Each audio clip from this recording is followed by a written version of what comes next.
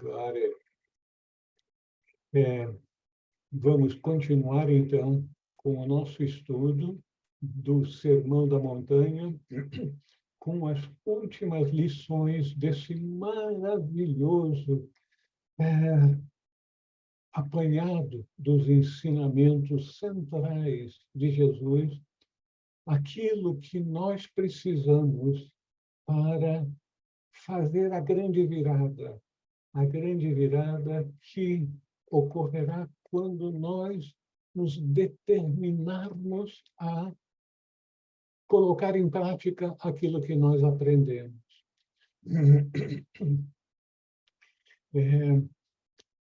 Há poucos dias atrás, eu tive uma correspondência com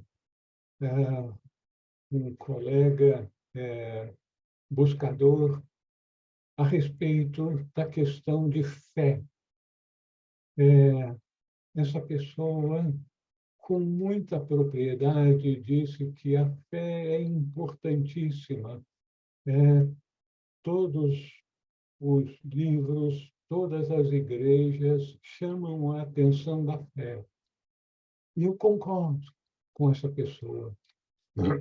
Só que a maior parte das pessoas dizem que tem fé, mas, na verdade, tem crença.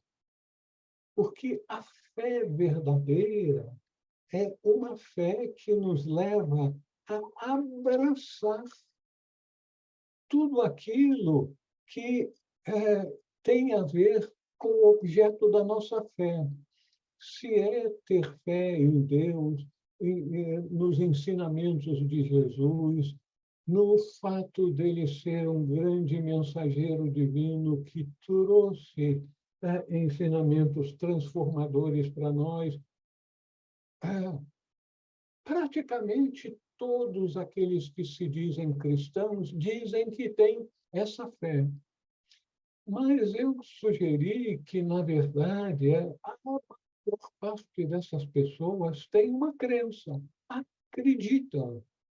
Crença acreditam que Deus é Pai, que Jesus foi um grande mensageiro divino, que os ensinamentos dele são maravilhosos. Acreditam nisso, mas falta aquele último passo. Eu acredito, portanto, doravante eu vou viver de acordo com esses ensinamentos. Então, nós vamos verificar, inclusive, nesses últimos temas que nós vamos estudar do Sermão da Montanha, a ênfase na prática.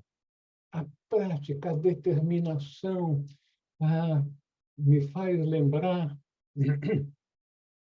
que, tanto no budismo como no hinduísmo, fala-se muito na determinação. Mesmo pessoas que não tenham um intelecto brilhante, que não tenham lido muito de sua tradição, se eles têm aquela determinação, eu vou seguir os ensinamentos que eu aprendi. Esses fazem muito mais progresso na senda do que os intelectuais que leram muito, concordam com aqueles ensinamentos, mas agora não é o momento para começar a aplicá-los na sua vida. Eu vou deixar o ano que vem, quando eu terminar esse curso, quando eu mudar de emprego, quando isso, quando aquilo. Então, o nosso pequenino ego está sempre nos seduzindo para deixar para depois. E aqueles que não têm essa determinação férrea, deixam para depois, para depois e para depois. Apesar de terem lido muitos livros, saberem muita coisa a respeito de sua tradição, mas se não for colocado em prática, não vai adiantar. Adianta a gente ver um filme a respeito de um banquete e o chefe que cozinhou aqueles quitutes todos fala como foi preparado, e aí mostra, e você vê aquela fumacinha por cima, e você vê isso, vê aquilo, mas não se alimentou, só viu, só aceitou que eles são maravilhosos, mas comer que é bom não aconteceu. No nosso caso, realizar, colocar em prática, que não só é bom, mas é essencial para que a gente faça progresso, porque progresso na senda é sinônimo de mudança. Mudança só vem quando a gente se determina a mudar a nossa vida de acordo com o ego autocentrada e, perdoe-me por dizer, um tanto egoísta, enquanto que vida espiritual é para caminharmos todos juntos, compartilharmos nossos ensinamentos. O que os budistas falam de tomar refúgio na Sangha? No Dharma, no Buda e na Sangha. A Sangha é a comunidade dos praticantes. Olha a palavra, não é dos crentes, não. É a comunidade dos praticantes. Então, nós temos que colocar em nossa mente, em nosso coração, essa determinação de me tornar um praticante dos ensinamentos de Jesus, se nós desejamos seguir pelo caminho do cristianismo, que é belíssimo e que leva à iluminação, como outros caminhos também. Então, vamos continuar. O primeiro tema que nós vamos abordar hoje é a regra de ouro.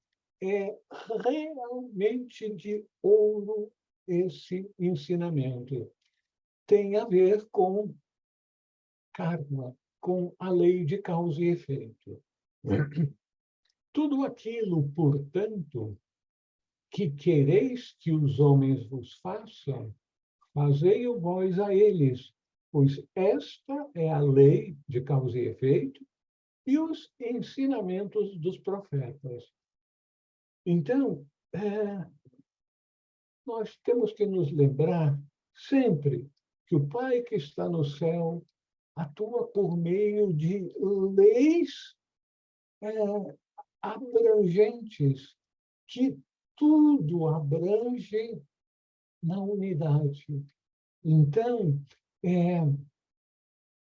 existe uma crença até mesmo infantil que a gente, quando pede a Deus, então Deus desce lá do céu e vem, ainda que sem se mostrar para nós, e aí nos cura pessoalmente, faz com que a gente consiga resolver esse ou aquele problema.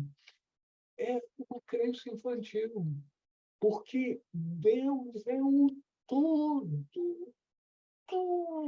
tudo que existe e que não está manifestado ainda, tudo isso é Deus. Então, Deus é algo incognoscível. Todos os sábios de todas as tradições dizem a mesma coisa. Deus é incognoscível. Nós não podemos ver a Deus, conhecer a Deus, mas nós podemos nos aproximar cada vez mais da essência divina que está dentro de cada um de nós. Nós temos que nos recondicionar a pensarmos, orarmos ao divino, a Deus que está dentro de nós, e não num céu longínquo, distante, que Às vezes a gente pede e ele aparentemente não ouve porque está muito distante lá no céu ou ocupado com outra coisa. Não, Deus é o todo e principalmente é a grande lei que cria, mantém, harmoniza e muda de tempos em tempos tudo aquilo que está manifestado.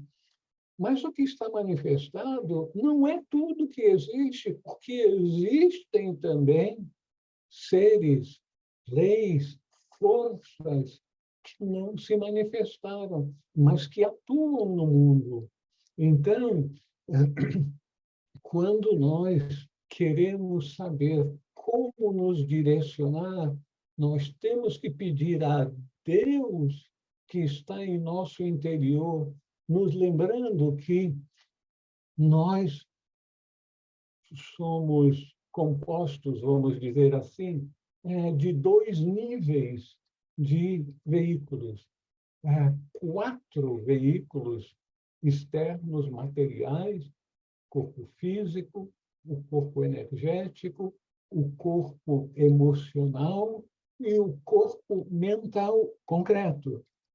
Depois nós temos uma tríade, que é o divino em nós, que não é material, que é a nossa mente abstrata, na tradição cristã, conhecida como o Espírito Santo, Cristo em nós, o Filho de Deus, a expressão do Filho de Deus que está em todos os seres, e, finalmente, o equivalente ao Pai que está no céu e que está no âmago de nosso ser. Esse é o divino em nós, é Deus em nós, Deus imanente, além do Deus transcendente. Então, existe uma lei que tudo governa, que é essa lei de causa e efeito. Na manifestação, tudo, absolutamente tudo, é governado pela grande lei de causa e efeito, que Jesus nos apresenta de uma forma muito prática. Em vez de falar de lei multiabrangente, ele fala de forma muito direta. Tudo aquilo que quereis que os homens vos façam, fazei-o vós a eles, pois esta é a lei de causa e efeito e os ensinamentos dos profetas. Então, o Pai que está no céu atua no mundo por meio da lei impessoal de causa e efeito. Toda ação é feita à vida una. Daí a importância de, quanto mais cedo, melhor, nós nos conscientizarmos que a vida é uma. A vida que eu experimento é a mesma vida da Lília, Dorival, Simone, João, Elisa, Vilcé, é a vida uma. Então, tudo que a gente faz, mais do que fazer para a Lília ou para a Elisa, a gente faz para a vida una. E tudo que a gente faz para a vida una, a vida una traz de volta para nós. Então, o nosso progresso na senda, o nosso retorno à casa do Pai como filhos pródigos que somos todos nós, significa nos sintonizarmos com essa vida una, saber que todos aqueles corpos que nós vemos por aí, esses corpos são veículos de expressões da vida una, que é o divino que tudo abrange. Então, tudo aquilo que você quiser que aconteça com você, faça isso para os outros. porque os outros são uma extensão de você mesmo. Então, você vai fazer para si mesmo tudo aquilo que você faz para os outros. Aí o ego diz, não, você está pirando agora. Não é assim. Você tem que ser esperto, tem que fazer, tem que manobrar, tem que fazer com que os outros façam aquilo que você quer que eles façam. E como que a gente faz isso com esperteza ou com amorosidade? O nosso instrutor nos diz que a gente tem que fazer para os outros tudo aquilo que a gente quiser que façam para nós.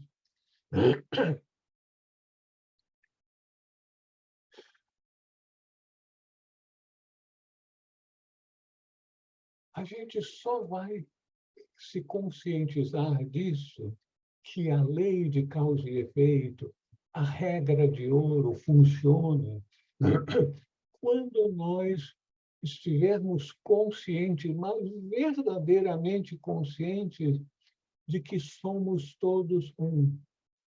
Infelizmente, essa conscientização não é aceitar que assim seja, é uma vivência desse ensinamento da unidade de todos os seres, é algo tão importante, que a gente aprende que essa conscientização é o que é chamado o reino dos céus.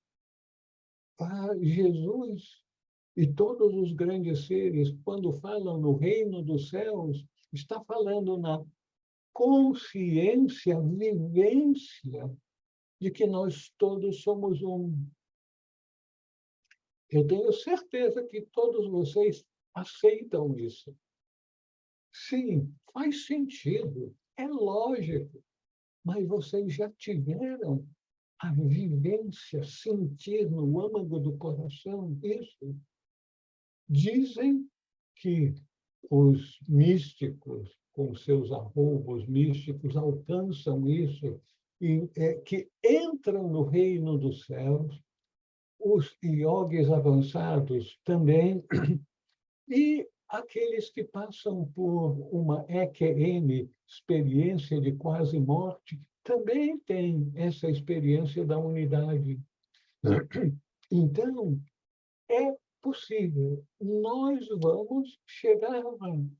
E o estudo, a mudança interior progressiva vai ajudar, vai nos ajudar, vai nos facilitar, porque vai diminuindo a espessa camada protetora que o ego coloca ao nosso redor para nos manter na ilusão da separatividade, que nós somos separados dos outros. Nós não somos separados dos outros. Nossos corpos, sim. E você veja só, nossos corpos, não é eu o corpo, nossos corpos. Então, nós aceitamos a realidade que os corpos, o nosso corpo é um veículo, é algo que nós usamos para propósitos específicos. Mas o verdadeiro eu está lá dentro no âmago do nosso ser. Então, chegará o dia que a nossa consciência vai mergulhar cada vez mais em nós, e isso é através do cérebro alcançando a mente concreta, aí aquietando inteiramente a mente concreta, para que a verdade que nos é trazida do alto por esse canal, vamos dizer assim, que é a nossa mente abstrata.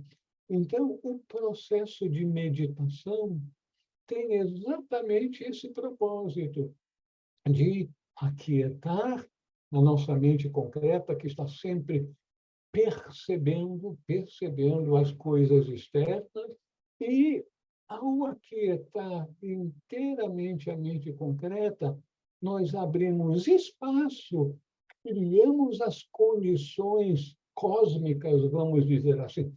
Quando a gente fala cósmica, a coisa parece muito importante. Então, a gente cria condição cósmica para que aquilo que está dentro de nós seja captado também pela nossa mente concreta. A nossa mente concreta é o X da questão. Tudo vai se resolver por meio dela e quando nós conseguimos aquietá-la inteiramente, aí ocorre a iluminação. O que é a iluminação? O conhecimento vivencial da verdade última, que passa a ser, vamos dizer, conhecido, não mais percebido, conhecido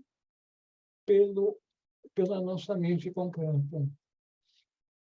Então, aí a gente vai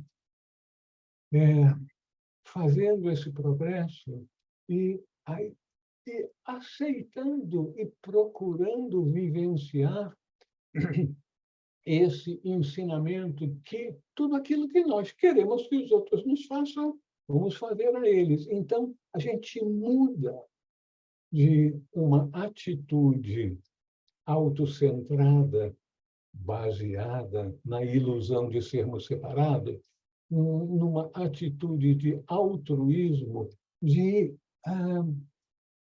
compartilhamento da senda de volta à casa do Pai com os nossos irmãos também.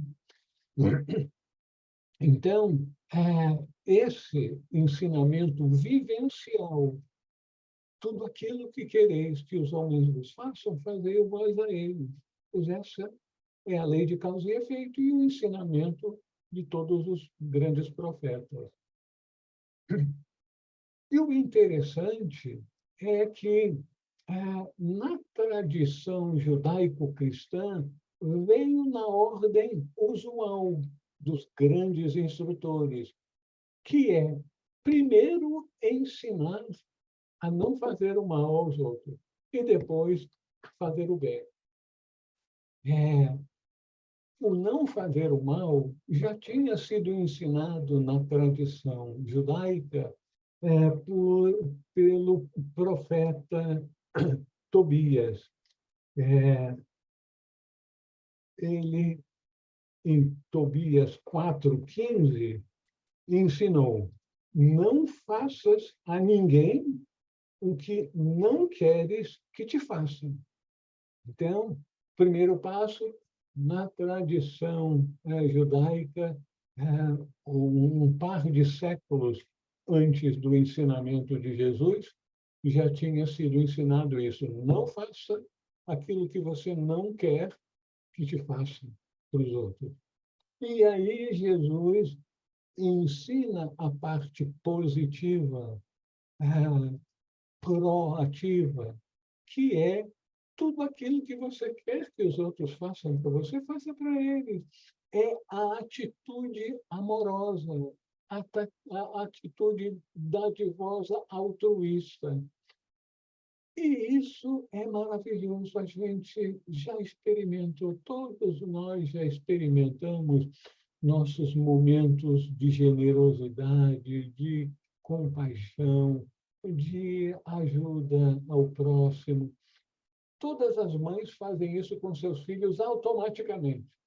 Mas o que a gente precisa é aprender que devemos tratar a todos como nós tratamos os nossos filhos. Será que a gente consegue? Consegue. Consegue, porque todos nós vamos alcançar a iluminação. Com a iluminação, as barreiras sociais e as barreiras do ego vão ser rompidas e jogadas de lado. E eu acho que valeria a pena a gente se lembrar também da tradição budista. É dito que, um dia, um dos seguidores de Siddhartha Gautama, que mais tarde foi conhecido como o Senhor Buda, disse para ele: mestre, o senhor já nos ensinou tanta coisa, tantos e tantos e tantos ensinamentos. Eu não tenho cabeça para guardar tudo isso. O senhor poderia me resumir o que é mais importante, a essência dos seus ensinamentos? E diz a tradição budista que o Buda, então, voltou-se para ele e diz: cessai de fazer o mal, aprendei a fazer o bem. Não fazer o mal para com isso. Não faça mais o mal. Agora, fazer o bem, nós precisamos de discernimento. Nós precisamos aprender a fazer o bem.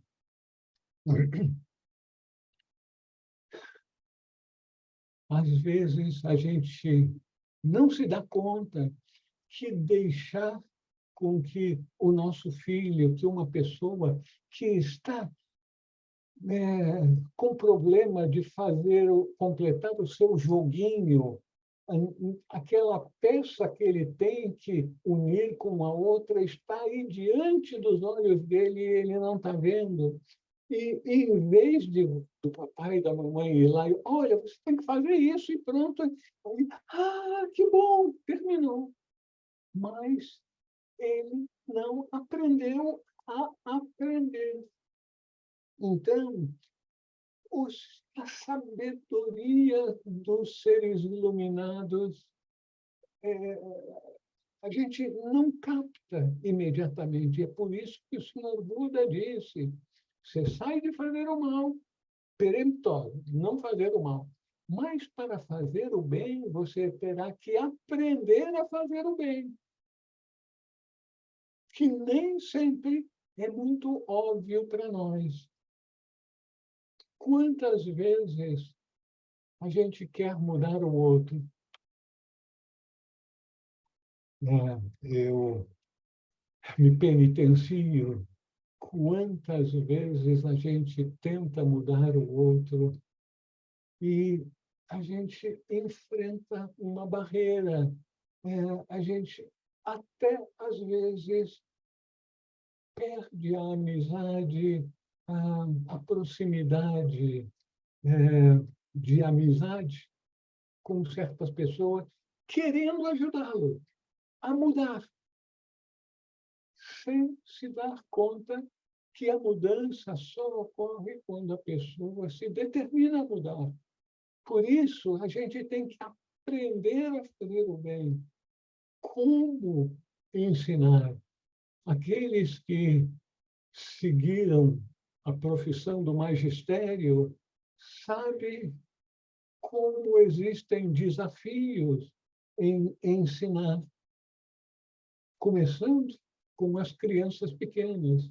Mas ensinar adultos também pode ser um desafio, porque com os adultos a gente acha que, tendo passado o conceito para o outro, ele sacudiu a cabeça assim: já fiz a minha parte. Mas fazer o bem, realmente levar à luz a transformação para o outro, demanda uma sabedoria que só os grandes sábios têm. Por isso que eles são chamados mestres de compaixão e sabedoria. Felizes aqueles que são tocados pelo ensinamento abrangente e transformador de Jesus na sua regra de ouro, que é assim uma chave mágica que abre inúmeras portas. E aí passam a progredir no caminho espiritual, levando boas ações, palavras e pensamentos a todos os seres. Meus irmãos, minhas irmãs, aqui vocês notaram, levando boas ações, palavras e pensamentos a todos os seres. Quem está trilhando o caminho da perfeição, o caminho estreito que leva ao reino dos céus, que é a perfeição, também tem que levar em consideração os pensamentos, porque pensamentos são vibrações, vibrações que vão nos condicionar, vão estabelecer valores em nossa vida. Então, o pensamento é o fetozinho de uma ação ou uma palavra futura. Aquele pensamento vai aumentando até que chega um determinado momento que a gente decide falar aquilo que a gente antes só pensava, ou fazer aquilo que a gente antes pensava.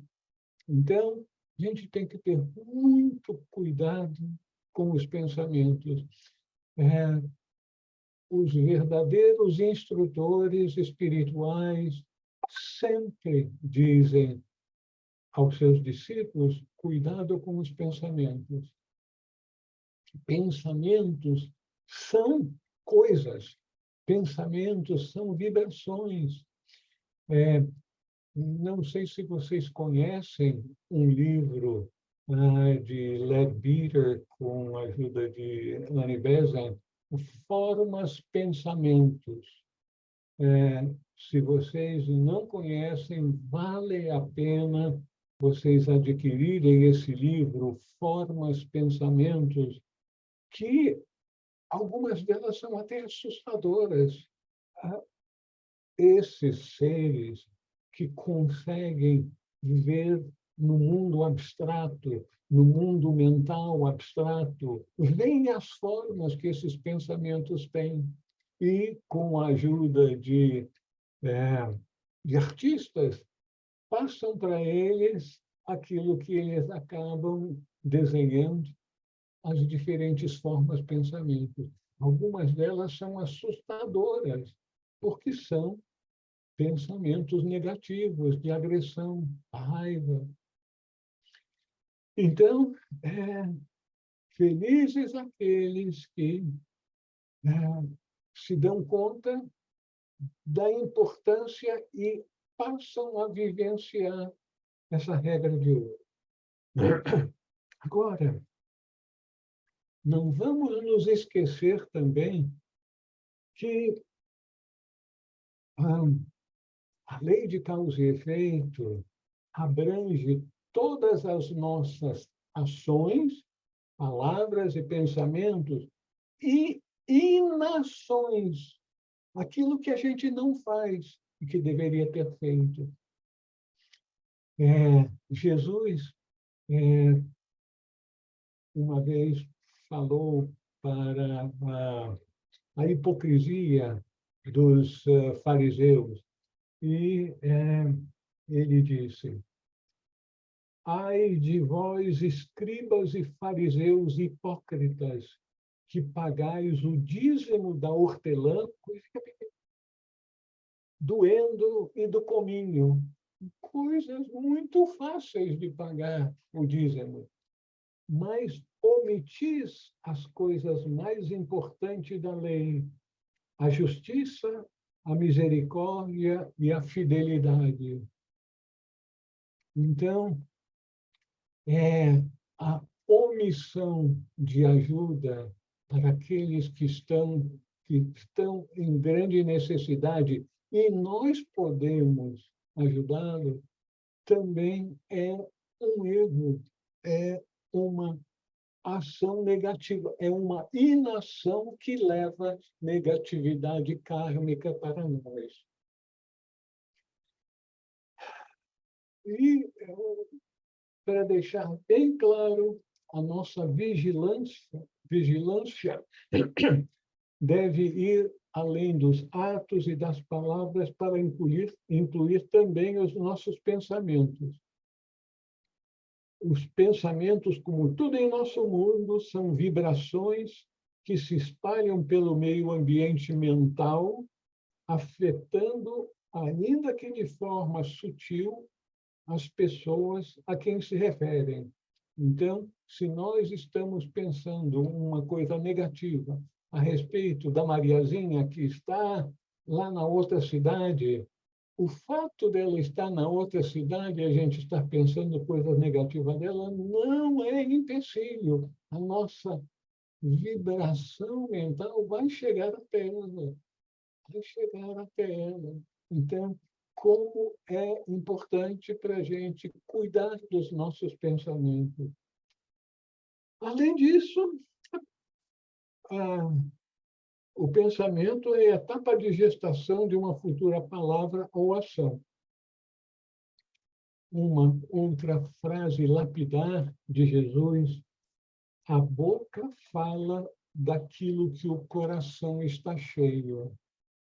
Então, o coração, significando os nossos pensamentos e sentimentos, aquilo que está dentro de nós vai sair pela boca mais cedo ou mais tarde.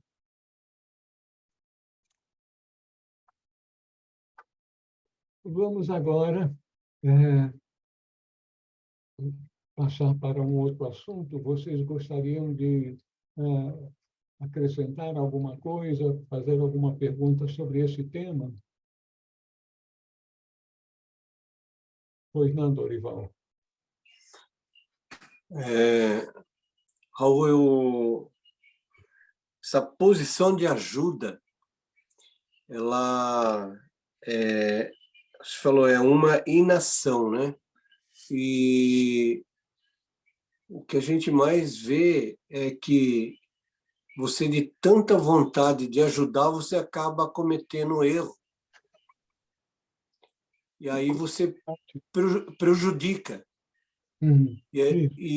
Aí, quando você falou nisso aí, eu estava imaginando realmente, às vezes a ajuda é tanta que atrapalha. E a gente comete muito isso e com facilidade, né? Então, tudo aquilo, portanto, que quereis que os homens lhe façam, faça você a ele, mas a gente não quer que o outro faça as nossas obrigações, as nossos deveres, né? E às vezes o outro acaba fazendo, ou a gente mesmo faz no lugar do outro. E eu acho que é isso que eu entendi que seria isso aí. A posição de ajuda é uma inação. Porque talvez se eu fosse só ombro, já seria uma grande ajuda. É verdade, Dorival. Não é para menos que o Senhor Buda, com a sua sublime sabedoria, chamou a atenção. O segundo passo, depois de cessar de fazer o mal, é aprender a fazer o bem. Fazer o bem. A gente não faz o bem assim automaticamente, a gente tem que saber fazer o bem. Inclusive, a medida da ajuda, do bem que a gente faz ao outro. É por isso que o caminho da perfeição tem vários degraus. Nós só vamos alcançar a perfeição quando subirmos os 5 degraus da escada da iniciação. Então, vamos ter que passar por 5 iniciações para nos tornarmos perfeitos como o Pai que está no céu é perfeito. Então, esse outro ensinamento de Jesus não é uma coisa alegórica, abstrata, inalcançável. Não, todos nós seremos perfeitos como o Pai que está no céu é perfeito, porque o Pai está dentro de nós. O que nós estamos fazendo de aprendizagem no mundo é retirar os entraves que o pequenino, o eu, o ego, vai criando essas barreiras.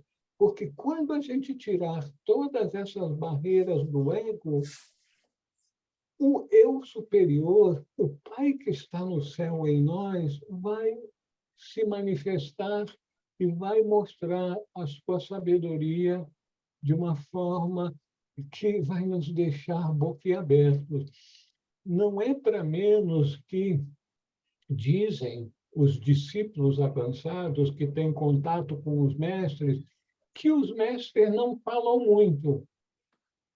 Os mestres falam quando é necessário e na dosagem certa, porque o processo de aprendizado é para que cada indivíduo aprenda e não para que o mestre faça por ele. Olha, a gente entender isso, que a gente tem que aprender para nos tornarmos mestres também.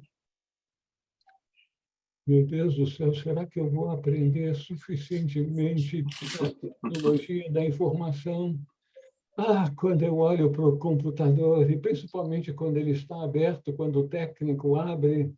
Bom, mas nós chegaremos lá, e eu também, nesse particular. Então, é um desafio para todos nós, mas uma garantia. Jesus, o Buda, não dizem mentiras, não espalham fake news. Eles todos disseram para nós que nós alcançaremos também essa perfeição da quinta iniciação.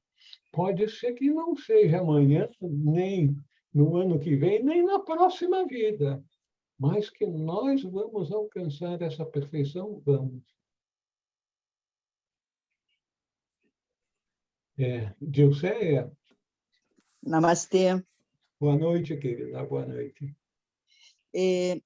A inação, pegando o gancho da fala do Dorival, eu entendi que a inação na verdade, é aquilo que você não faz.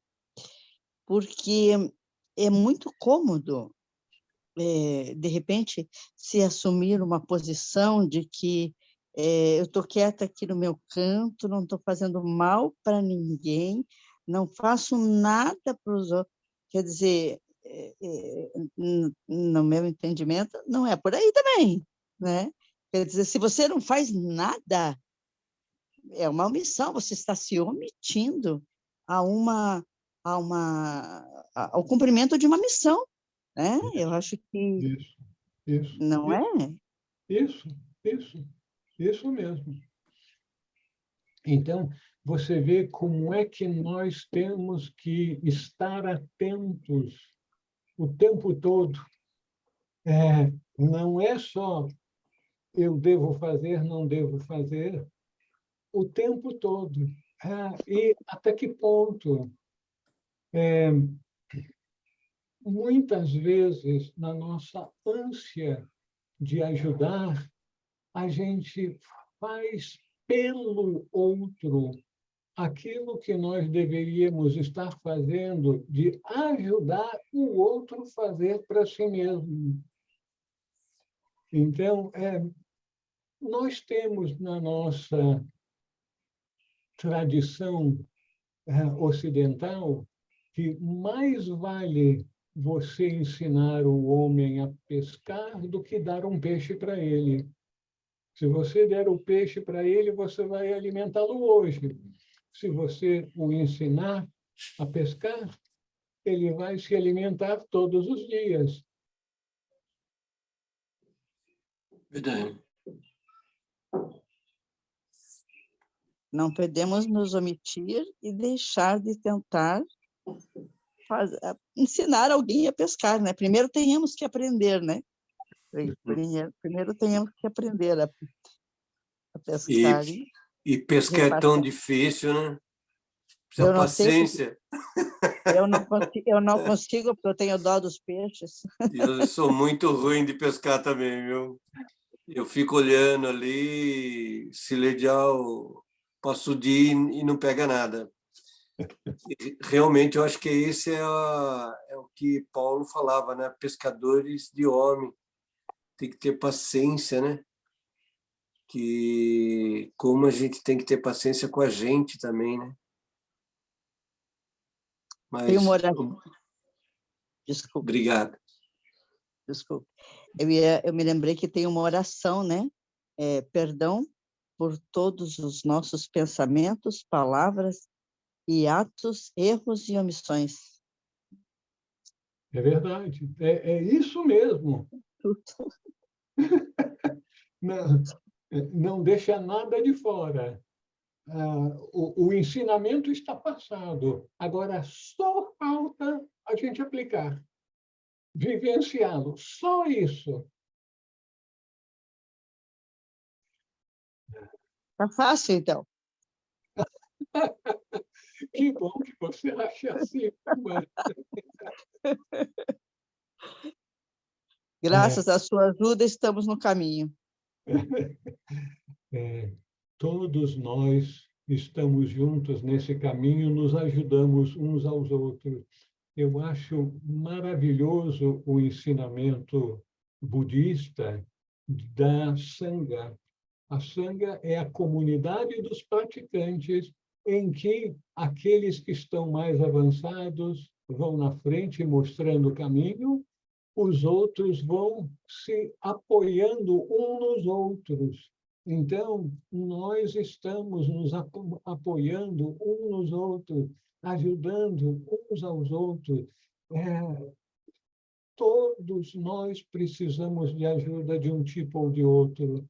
Algumas vezes a gente acha que fulano de tal parece que sabe tudo, está com a luz saindo pelos ouvidos. E não é assim. Todos nós precisamos de ajuda, de algum tipo de ajuda. Por isso existe a Sangha, a comunidade dos praticantes. Continuamos. O próximo tema são os dois caminhos. Entrai pela porta estreita, porque largo e espaçoso é o caminho que conduz à perdição. E muitos são os que entram por ele. Estreita, porém, é a porta e apertado o caminho que conduz à vida, e poucos são os que o encontram. A vida eterna, ou seja, a consciência da imortalidade, a consciência de que nós temos um corpo, mas não somos o corpo, é algo que vai demorar para nós realmente termos a vivência dessa verdade universal. Então, a consciência da imortalidade de nosso verdadeiro ser é o que é de mais largo e espaçoso e abrangente em si mesmo, que nós somos imortais, que nós somos todos um. Aqui a gente diz isso, mas ainda a gente não conseguiu captar toda a verdade dessas palavras fáceis de dizer, mas difíceis de vivenciar. Que nós todos somos seres imortais e que somos todos um imortal. E o vovô, o ano passado, ele morreu. E como é que fica? O corpo do vovô pediu arrego, que não aguentava mais. Agora ele continua num outro plano, um outro plano. E ele vai voltar. O vovô vai voltar um verdadeiro ser que usava o corpo do vovô. Está um pouquinho complicado. Você me explica isso depois, tá bom? Então, a vivência desses ensinamentos fundamentais, quando a gente simplesmente fala a respeito dele, pode parecer interessante, é uma palavra que a gente usa muito, não é? Interessante, mas sentir, vivenciar aquilo no âmago do nosso ser é outra história. O processo para realizarmos esse estado de consciência é extremamente árduo e muito poucos conseguem alcançá-lo numa única encarnação. O que é que nós temos que entrar por uma porta estreita e seguir por um caminho apertado para alcançarmos a nossa meta, que é o reino dos céus. E o reino dos céus é a consciência que nós todos somos um e que nós somos eternos. Mas para conseguir isso, a gente vai, apesar de ser a coisa mais abrangente que existe na vida, é uma das coisas mais difíceis de nós alcançarmos. Essa consciência plena de quem nós somos, de onde viemos e para onde retornaremos. E qual é a natureza da dificuldade que nós enfrentamos? É o processo de transição de um modo de vida antigo e conhecido, de sermos um eu separado, para outro, outra vivência, outra certeza, que demanda muitas mudanças radicais de atitude. Então, a mudança que a gente precisa fazer vai demandar que a gente deixe para trás todos os nossos condicionamentos. A grande maioria deles está ou totalmente ou parcialmente errados. Como nós temos, nós todos, eu começo falando a meu próprio respeito, nós temos tantos condicionamentos errôneos. Condicionamento, não é pensamento, não. Aqui é um pensamento que já foi tão aceito, que foi fundo em nossa consciência e está agora no nosso inconsciente. A gente não se dá conta que tem aquele conceito, mas ele está lá no fundo de nossa consciência, inconsciente, e quando chega o momento apropriado, aí se mostra, aparece. A gente, né, as pessoas, por exemplo, que têm preconceito racial, étnico, de preferência sexual, de religião. O condicionamento está lá dentro. De repente, aparece uma situação, ele não está certo e diz uma coisa que é um horror socialmente. Mostra o seu preconceito. Por quê?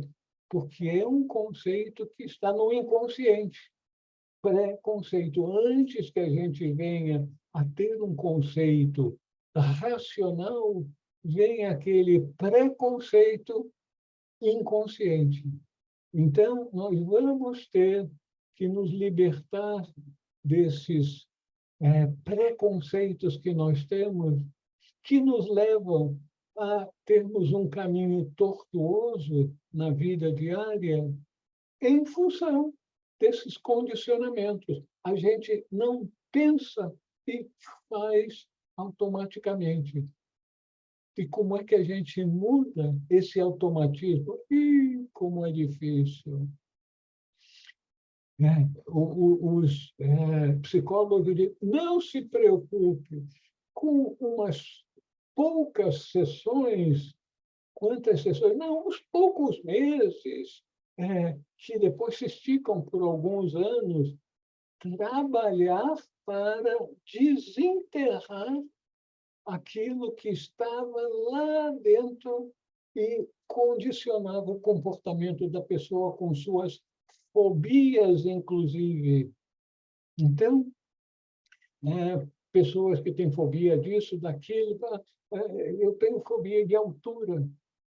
Como foi difícil para mim, como subsíndico de um condomínio, ir lá no telhado para ver tal coisa. Eu sou macho, eu consigo. Eu ia me segurando. Eu ficava encabulado, meu Deus do céu, como é que eu posso ter esse medo de altura assim? E, tá, então, eu vou cuidar disso em breve. Numa próxima encarnação, eu vou chegar sem esse preconceito, sem essa fobia.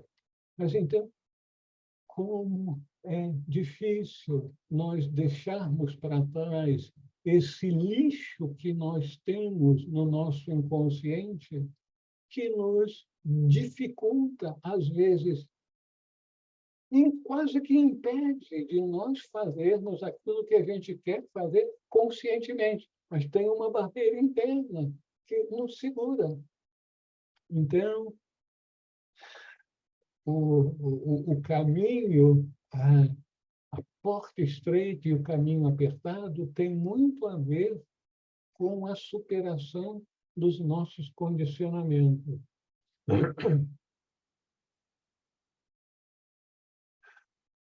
E não podemos nos esquecer que uma grande parte desse condicionamento tem a ver com o modo que o pequenino eu, o nosso ego, nos faz ver o mundo e as outras pessoas, como nós vivemos dentro da ilusão da separatividade, achando que nós somos o corpo. A gente nem pensa, mas aquilo vai automático. Nós somos o corpo com a nossa história, ou seja, a nossa personalidade, e, portanto, naturalmente a gente vive de acordo com o ego, de forma egoísta. Então, a mudança para nos tornarmos altruístas, amorosos, compreensivos, pacientes, sábios, vai demandar muito trabalho de nossa parte. Muito trabalho, mas não é impossível. E é o objetivo mais importante da vida de cada um e de todos nós. A gente pode deixar para amanhã, procrastinar e procrastinar, mas vai ter que ser. Eu pego o touro à unha, né? E vamos ter que enfrentá-lo e derrubá-lo. Derrubar o touro, vamos tirar isso aí para a gente não ficar assustado. Então, o caminho para as alturas espirituais demanda do aspirante um alargamento considerável de sua base humanista, resumida pela mudança de sua atitude de ser servido para se tornar um servidor. É bom a gente ir no restaurante e ser servido. É bom a gente ter um ajudante em casa para cuidar da roupa, para da limpeza, ser servido, ser servido. Mas a vida espiritual demanda que a gente se conscientize que vamos nos tornar um servidor. Não um servidor das atividades domésticas, mas um servidor de trabalhos muito mais difíceis, que é ajudar os outros a trilharem o caminho.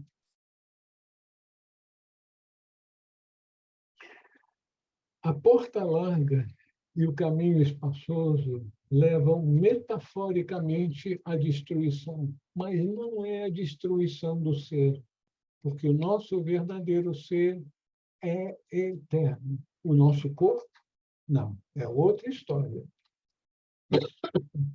Essa palavra perdição provavelmente foi um erro ou de registro ou de tradução, porque nós somos eternos.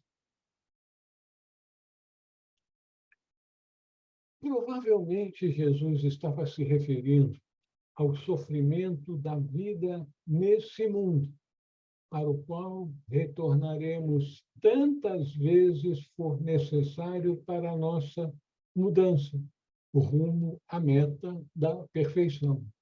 Então, está perfeitamente em sintonia com as tradições orientais que chamam a nossa terra de Mialba, ou seja, o inferno é aqui, e que nós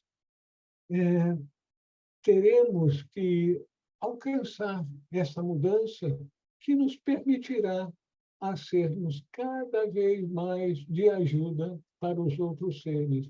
Então, alcançar a iluminação para nos capacitar a sermos de ajuda para aqueles que estão presos na roda do sofrimento nesse mundo. Portanto, a porta estreita é essa porta que nós vamos ter que entrar. Refere-se a um modo disciplinado de vida. Ih, meu Deus do céu, disciplina. A gente acha uma palavra tão bonita, mas um conceito tão difícil da gente manter, disciplina.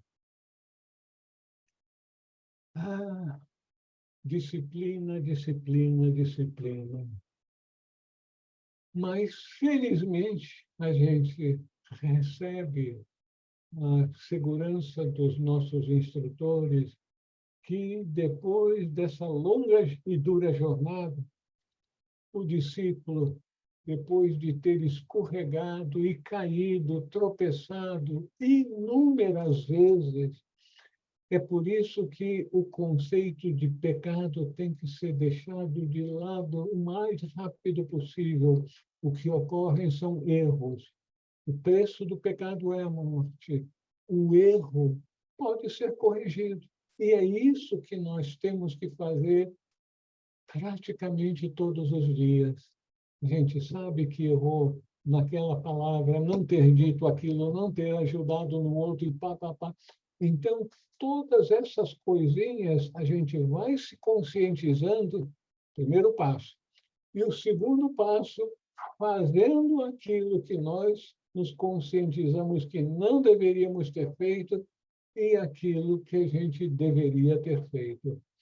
É por isso que muitos instrutores chamam a nossa atenção para a importância de fazermos, de preferência à noite, não deitado, porque senão a gente dorme. À noite, fazermos uma revisão do dia. Na tradição cristã chamam de exame de consciência, mas uma revisão que nos permita identificar aonde nós tropeçamos feio e aí nos determinarmos a não fazermos mais esse tipo de erro. Elisa, por favor. Oi, Raul, boa noite para todos. Boa noite. O senhor estava falando sobre sobre disciplina, e aí eu lembrei que não faz muito tempo agora eu estou, para variar, lendo um livrinho do Krishnamurti, né, que dá um nó na minha cabecinha. E tem uma frase aqui que me chamou muita atenção. Aí, como o senhor citou disciplina, eu lembrei e vim aqui olhar. E ele diz assim, ó... Peraí que a frase fugiu aqui agora. Aqui.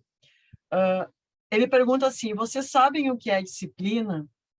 É um processo para obrigá-los a fazer o que vocês não querem fazer. Onde há disciplina, há medo. Aí agora o senhor falou de disciplina, eu falei, nossa, deu um nó na minha cabeça aquele dia quando eu estava lendo isso daqui. E eu vi que você está lendo um livro muito interessante, muito Esse recomendável. daqui, tá meio ruim a minha câmera, Tá é o bom, verdadeiro objetivo da vida do Krishnamurti. tá bom. Elisa, a gente pode abordar o processo de disciplina de diferentes maneiras, mas o ego usa um estratagema muito sábio do ponto de vista do ego, que faz com que a gente não erga as barreiras. O ego seguidamente nos diz: ah, você quer fazer isso, mas é muito bom, mas deixa para amanhã, porque agora você tem que fazer isso. Você está tão cansada hoje, Elisa, né? Não precisa fazer isso hoje, não. Faz amanhã. E o amanhã do sempre amanhã faz com que a gente nunca faça aquilo que a gente precisa mudar. Sabe que precisa mudar, mas deixa para depois. Então, a disciplina também tem a ver com superarmos a procrastinação. Parece nome feio, não é mais? Procrastinação é algo que a gente tem que estar muito ciente que nos acompanha boa parte do nosso tempo.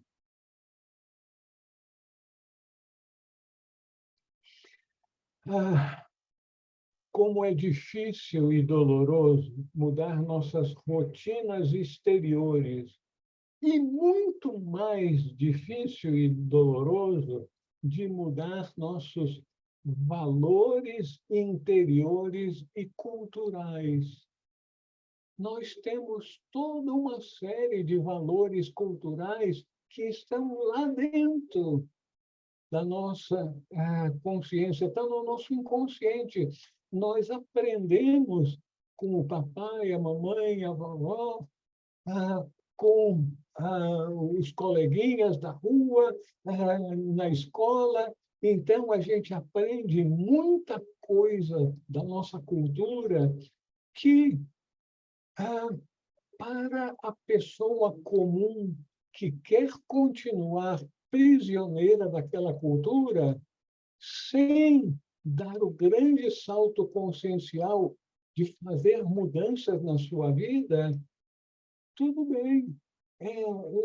Não vamos mexer no barco. Está equilibrado? Vamos deixar ficar como é que está. Mas o que nós estamos nos propondo fazer é mudar radicalmente a nossa vida, nos tornarmos altruístas, sábios, amorosos, compreensivos. A gente é um pouquinho, mas o que está sendo chamado para nós é nos tornarmos perfeitos.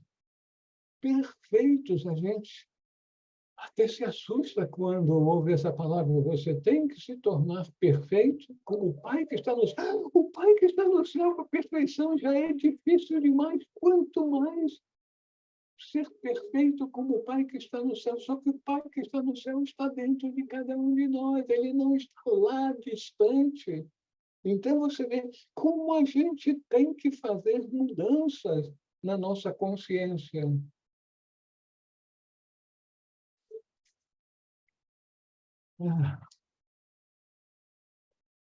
O caminho apertado, que é conhecido na Índia como o caminho do fio da navalha, com perigos de cada lado, no qual o homem desenvolve o discernimento. o discernimento também é uma palavra que a gente devia escrever em papeizinhos e deixar na geladeira, na porta do quarto, em tudo quanto é lugar que a gente passar discernimento. A gente precisa de mais e mais discernimento. Será que vocês todos leram o livrinho Aos Pés do Mestre? Todo mundo leu Aos Pés do Mestre? Se não leram várias vezes, eu recomendo que leiam, assim como Luz no Caminho e a Voz do Silêncio. No livrinho Aos Pés do Mestre, diz que a primeira virtude a ser desenvolvida é o discernimento. Então, a gente tem que desenvolver o discernimento e aderir rigorosamente a certas regras de vida para alcançar a perfeição. A meditação, não sermos agressivos com os outros, sermos pacientes. As pessoas que agem errado, falam errado, têm um comportamento inadequado, fazem isso porque são ignorantes. Não vou dizer ignorante no sentido pejorativo, mas não sabem o que deveriam fazer nessa e naquela situação. Então, nesse sentido genérico da ignorância, que nós também temos. Então, a paciência e a compreensão para sermos pessoas que não pisam nos calos dos outros, como é difícil. Mas nós temos que aprender isso. O processo de escolha das duas vidas, o caminho largo que leva à perdição e o caminho estreito que leva à iluminação, a escolha é gradual, com altos e baixos e muitas quedas. A gente tem que estar consciente que faz parte da jornada escorregões, tropeços e quedas. E o que a gente precisa aprender é aquela determinação. Nossa, que tolo! Eu não prestei atenção aos sinais de que era um terreno pantanoso, escorregadio, e eu não me dei conta disso e caí. Levanta, sacode a poeira, tira a lama e bola para frente. Numa vida, finalmente, é provável que essa vida esteja já aqui para nós, uma decisão final ocorre. Uma decisão que vai fundo no nosso ser. Chega, chega. Eu não quero mais ser prisioneiro do ego, prisioneiro dos meus velhos e inadequados hábitos. Eu vou mudar. E mudança é uma coisa difícil que tem muita gente buzinando no nosso ouvido. Não faça isso. Você está tão bem, a sua vida está tão bem organizadinha, você faz tudo aquilo que você precisa para ser feliz. E a gente aí se dá conta, meu Deus do céu, o que eu estou precisando é mudar a vida. Em vez dessa vida arrumadinha, quietinha, é uma vida em que eu vou ter que me reinventar. Encontrar uma maneira mais amorosa, mais sábia para viver. E sabendo que mudança é coisa para gente grande. Precisa de muita determinação. se vocês querem saber as dificuldades que vocês vão encontrar quando tomarem a decisão última, eu vou subir a montanha. Leia os trabalhos de Hércules. Os trabalhos de Hércules são os trabalhos que nós, como discípulos, querendo chegar ao topo da montanha, vamos ter que fazer. São todos figurativos, mas indicam a natureza dos desafios que vamos ter que superar. Então, chegará finalmente o dia em que a fé do peregrino será transformada em conhecimento vivencial. Chega um determinado dia que a gente começa a dar pulos, saltos em consciência, experimenta em meditação visões que nos dão uma força que a gente antes não tinha para prosseguir no caminho.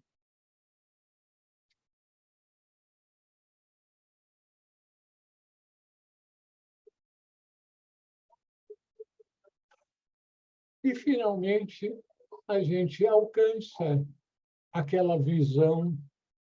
Em nossas meditações, começamos a ter insights, depois visões, e aí a gente fica felicíssimo. E aí, puxa vida, eu tenho que compartilhar isso com fulano, beltrano, cicrano. E aí a gente vê que compartilhar uma experiência mística pode ser um desejo, mas não é uma coisa fácil. É quase que tão difícil quanto ter a experiência mística, porque são vivências que transcendem ao nosso mundo usual, com objetos, com nomes. A vivência da iluminação não tem os objetos exteriores aos quais nós estamos acostumados e, consequentemente, não tem palavras para descrever aquilo que a gente experimenta, mas a gente não vê e não ouve. É uma experiência direta e a gente só pode passar para os outros o desejo daquela experiência direta e a certeza que os outros também vão poder alcançar. Algumas coisas a gente consegue passar para os outros, mas o âmago dessas experiências dos místicos, dos yogis, é vivencial. Cada um terá que ter a sua vivência e nós vamos ter essa vivência.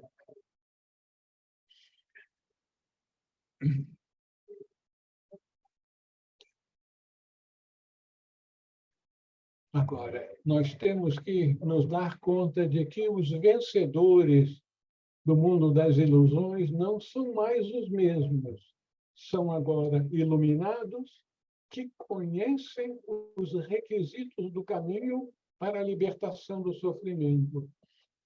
Sabem que as crises existenciais são oportunidades para o despertar do mundo da ilusão. E agora, com sabedoria e compaixão, passam a orientar seus irmãos para o caminho apertado que leva à libertação.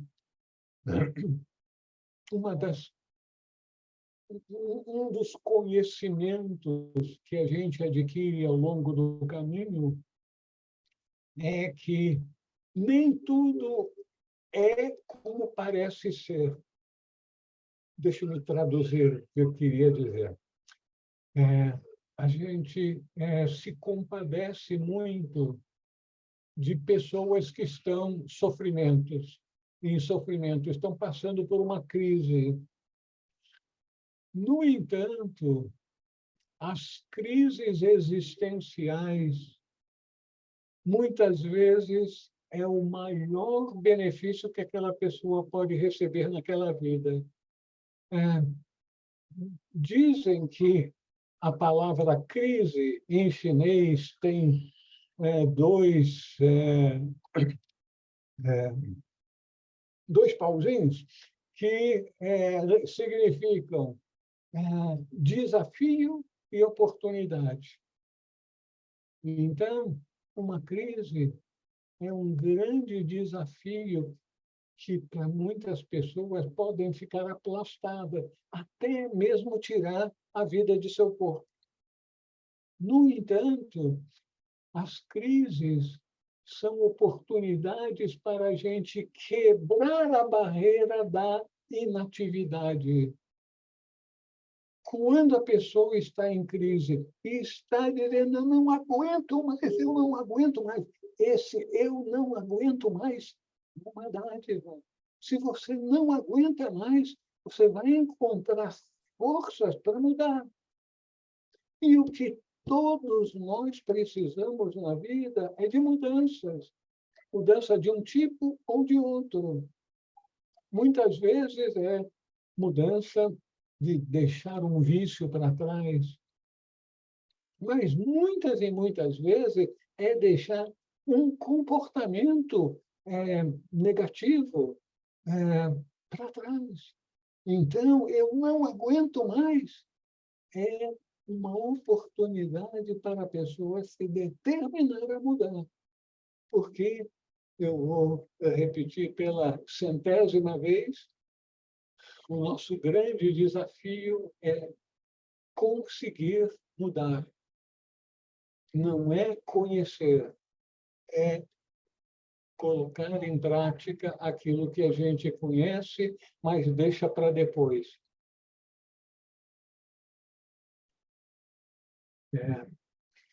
Está chegando ao nosso horário e ainda teremos um pouquinho pela frente para encerrarmos o nosso estudo de O Sermão da Montanha. Vocês gostariam de fazer alguma observação, alguma pergunta?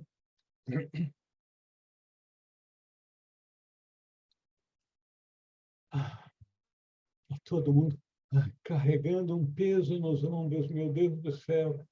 O Raul só parece que dá más notícias. Não, meus queridos, vou dar uma boa notícia. Todos nós vamos ser iniciados e vamos alcançar a 5ª iniciação, que nos tornará mestres de compaixão e sabedoria. Então, já dei a boa notícia. Agora, o caminho que leva até lá pode ser um pouquinho pedregoso. Dorival, meu querido. Raul, você falou aqui, deixa eu ver aqui, ter uma experiência mística, como viver essa experiência direta. Você deu o exemplo do yoga. Alguma coisa que eu já estou lendo sobre essa prática, não pratico, mas o yoga ela é uma sequência de uma meditação que é um caminho. Isso. Veja só, Dorival, existem diferentes caminhos para se chegar ao topo da montanha. Quando você fala yoga, não se esqueça que existem diferentes tipos, parece-me que 7, outros dizem 9 tipos de yoga. Então, existem dentro desse grande disciplina, existem 7 caminhos de yoga.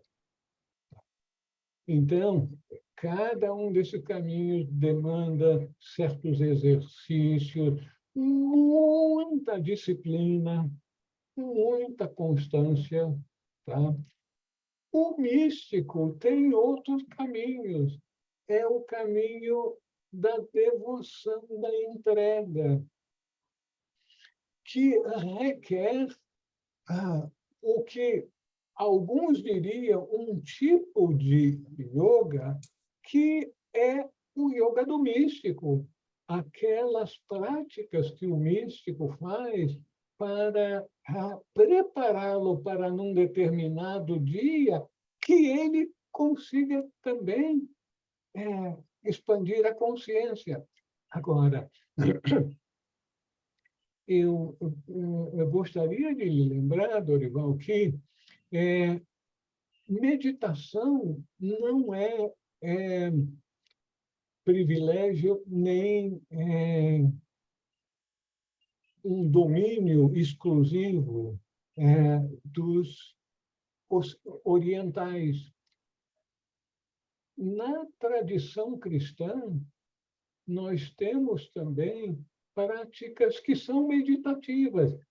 É dito que são práticas dos devotos de Jesus, mas são práticas meditativas.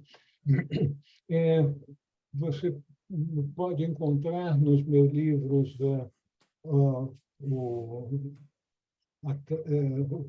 os ensinamentos de Jesus e a tradição esotérica cristã, e também no poder transformador do cristianismo primitivo, os dois tipos de meditação cristã que são muito efetivos, que existem grupos internacionais, uma organização internacional para cada um desses dois tipos de meditação cristã.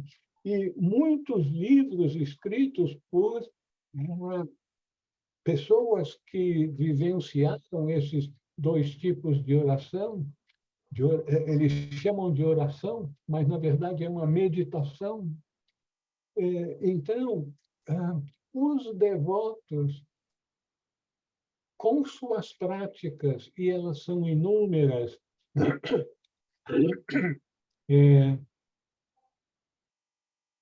por exemplo, existem práticas dos monges em Monte Athos. Monte Athos não é um monte, são penínsulas no nordeste da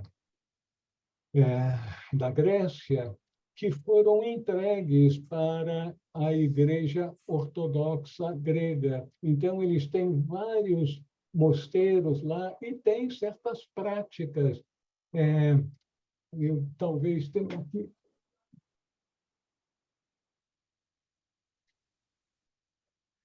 Está em inglês, A Different Christianity. E eu acho que eu tenho esse livro aqui, o texto desse livro, em forma digital. Se alguém se interessar em ler, pode me pedir que eu passarei por e-mail. Se é que eu tenho realmente, eu falei para vocês que eu estou esquecendo, então, às vezes, eu acho que eu tenho e não tenho, mas talvez eu tenha mesmo. Está em inglês? Várias práticas lá nesses mosteiros de Monte Athos, várias práticas que abrem a consciência para essas experiências místicas. Então, o mais importante de tudo é a determinação. Eu quero, eu vou. Quando a gente se determina, eu quero, eu vou, isso é o mais importante nessa minha vida. Quando a gente é capaz de dizer de coração isso, a gente começa a buscar, começa a procurar e vai encontrar ajudas de um tipo ou de outro para que a gente possa dar mais alguns passos rumo ao topo da montanha. Então, resumindo, também os místicos têm certas rotinas e práticas facilitadoras para alcançar essas experiências místicas. E tudo isso Isso, e tudo isso acaba caindo também naquilo que se falou lá no início da disciplina, né, Raul? Você me perdoe, eu não entendi. Você poderia dizer outra vez, Elisa? Tudo isso que o senhor explicou agora, esses exemplos, cai novamente na situação de adquirirmos disciplina e pararmos de procrastinar tanto, né? O que é muito difícil. É, porque você vai enfrentar o maior oponente que você encontrou na sua vida, ou vai encontrar na sua vida, que é o ego. Ele é um especialista em fazer corpo mole, ele segurar, deixa para amanhã. Não, isso aí não é bom para você. Eu te garanto. Olha, você me ouça, faça isso. Você vai ver como você vai se sentir bem. Mas o se sentir bem não significa que é bom para você.